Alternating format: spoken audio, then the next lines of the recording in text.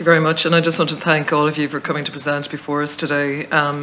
It's very powerful, your submissions as well, and I particularly really appreciate hearing from the parents' perspectives. I know there's representatives here from schools as well, but just from the national parents' organisations, the Parents' Council, post-primary and primary. I mean, you've highlighted just the mental health and well-being, and we've done an awful lot of reports. You'll be aware of the Tackling Bullying and the Anti-Bullying report that we've done here as well on committee.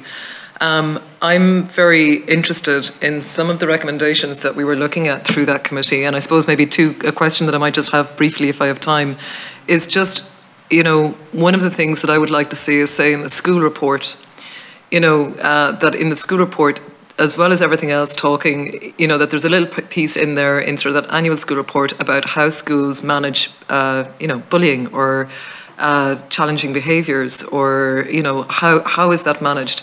And in a way that brings together parents, teachers, students. You know, they always say active bystanders as well, like how we as a school community are managing when there's an instance of bullying. It's not a case that there's no, you know, there always will be in every classroom across Ireland, and not just in schools, like I've said before, in all walks of life. But I suppose just if you would have any comment on that, because I think that's something that if I was a parent, I would be looking to see, well, how is this school managing those types of really difficult, challenging topics, as well as the academic prowess and excellence and the sporting prowess and everything else. And I suppose just if you might have a brief comment on that. And I just think it's one of those crucial things that would be important for parents to know, and that it should be something that's reported on. Something else I think that would be really good in that as well would be that, you know, when it comes to marking exams, that we know how many teachers in a school, for example, are marking exams, particularly at post-primary level. So I might just ask maybe the two representative parents' organisations if you'd like to comment, if we have time. Thank you. Okay, yeah. So I might come in on the first bit if Paul wants to do the exam bit.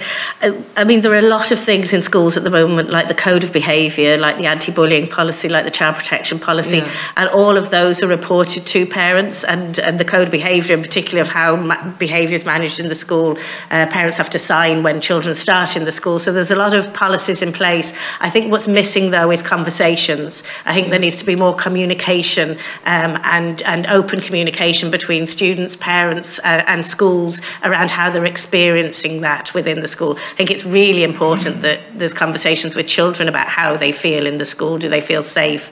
Do they feel supported? But equally, I think schools not only reporting to parents, but parents being part of the conversation of behaviour, because what happens in the home around behaviour influences very much what happens in the school as well. So I think having more open dialogue between children, schools and parents is really critical, rather than just more and more policies. And can I just ask, have you seen an example of that, Anya? Like, I don't know, if you, as a parent's representative Yeah, you can see lots of examples. I mean, I'm sure it's happening in Oireachtas. Schools that really have very good partnership and engagement with parents, these conversations are happening all the time. But you have to have that trusted relationship with your parent cohort. So some schools do that more actively than other schools. But when you see that it's working well, it becomes very natural for a school to talk to parents about behaviours and other things that are happening. Yeah. So it's just that we'd like to see that as a policy, you know, and we talk about policies and everything else, but we like to see it happening in schools. And I think that's the reason that sometimes, you know, would a parent make a decision if they could see that a school embraces this and is actively engaging in this, and that, you know, this is part of how their ethos, like the ethos of a school.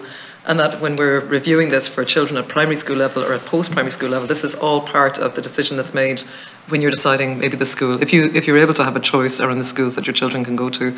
I don't know if anyone else would like to comment on that in the time we've left. Yeah, I certainly, and Anya and myself have both sat on the anti-bullying review group, and that's the whole school scenario, actually. So if you look back at the history specifically of that, and of course mental health and wellness is much more than just bullying, but is a key aspect of what can be a cause of difficulty.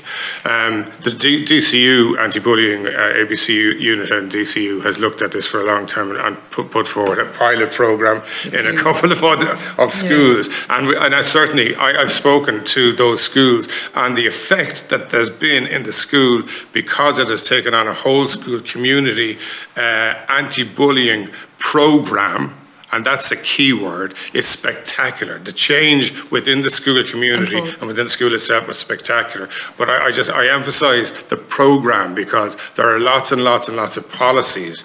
The policy is the talking about it. The programme is the delivery of it, and that's actually critical. And is that the FUSE programme, Paul? It is based on the FUSE programme. Yeah. So FUSE programme has come into play in our discussions, and there's a report coming in December. So I don't want to say anything too much about that. But the discussions around that, because we've been having it for a long time, even before these discussions happened, were about the whole school programme. Within that, one of the things that we feel very, very strongly about is exactly what you're talking about, is reporting about it. We believe, as a Parents' Council, post-primary certainly, and I think many people around this, believe that the inspectorate and the whole school evaluation, the WSE, the inspectorate should be looking at that, and they should form part of the report of the school as to how the school looks after the students' wellness, and the report on the anti-bullying or the bullying aspects within the school.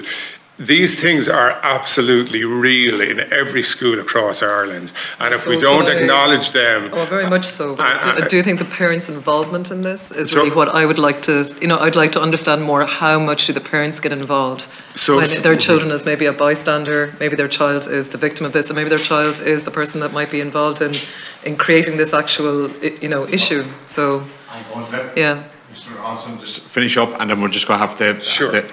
Okay, so very briefly, actually, a programme does that. It involves the parents as well as the school. It's about working for the pupil at the centre of that. So the programme, or our programme, should do that. And I guess the key aspect of that is then who oversees that? What are the steps from the point of view of making sure it is delivered? And that is really where we feel the inspectorate has got to have a view, and the school has got to implement a programme on which is reported as part of the whole school evaluation. We also feel that there should be somebody in the department who oversees right across the board the implementation of anti-bullying programmes in all schools. So there's a point of contact and a point of monitoring and a point of management for the schools to ensure delivery. The school report would show that those programmes have taken place. Okay, thank you very much.